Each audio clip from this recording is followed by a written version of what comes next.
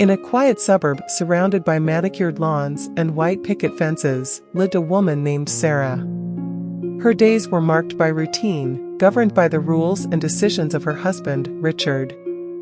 While Richard provided for their basic needs, he held the reins tightly, proclaiming himself as the man of the house and the ultimate decision-maker. Their backgrounds were rooted in modest beginnings. Sarah, growing up in a close-knit community, had always been drawn to the simple pleasures of life.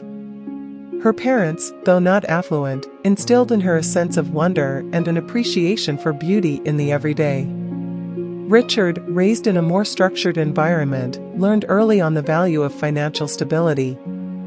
His upbringing shaped his belief that providing for the family meant safeguarding their future, even if it meant sacrificing present comforts. Sarah longed for more than the predictable rhythm of their lives. In the evenings, after a day spent working alongside her husband, she would gaze out at their small yard, envisioning a garden that could bring color and vibrancy to their home. She yearned for the freedom to pursue this dream, to have a space where she could cultivate beauty and find solace. But Richard, entrenched in his belief that he knew best, dismissed her desires. "We have more important things to worry about," he would say, gesturing towards the television that dominated their living room. "I work hard to provide for this family. There's no need for unnecessary expenses." Despite their comfortable neighborhood, their house felt more like a prison to Sarah. She yearned for a family vacation, for a chance to make memories beyond the four walls that confined her.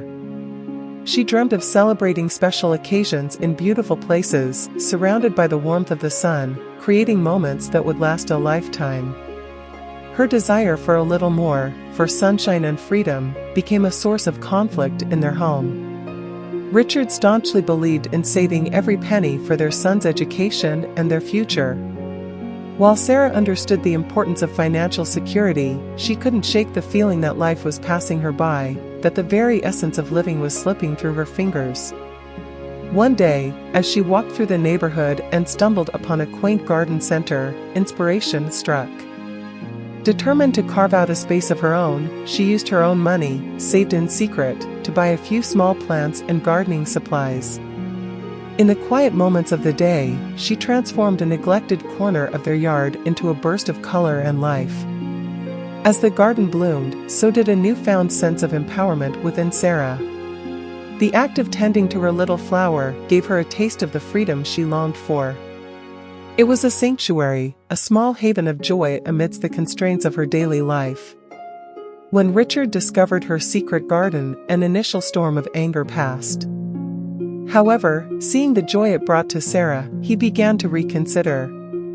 Slowly, he loosened his grip on the family's finances, allowing Sarah a small budget for her projects. The change was gradual, but as Sarah cultivated her garden and added small touches to their home, a transformation occurred. The house became more than a structure, it became a reflection of the shared dreams and individual aspirations within its walls. The family vacations and special celebrations became a reality, not just distant dreams. In this subtle revolution, Richard also discovered a new dimension to happiness, one that extended beyond the comforts of his recliner and the glow of the television. Life ceased to be a mere routine, it became a journey of shared dreams, compromises, and the recognition that just living was not enough. One must have sunshine, freedom, and a little flower to truly thrive. In the blooming garden of their lives, Sarah found the fulfillment she had longed for, and Richard discovered that happiness could be cultivated in the simplest of joys.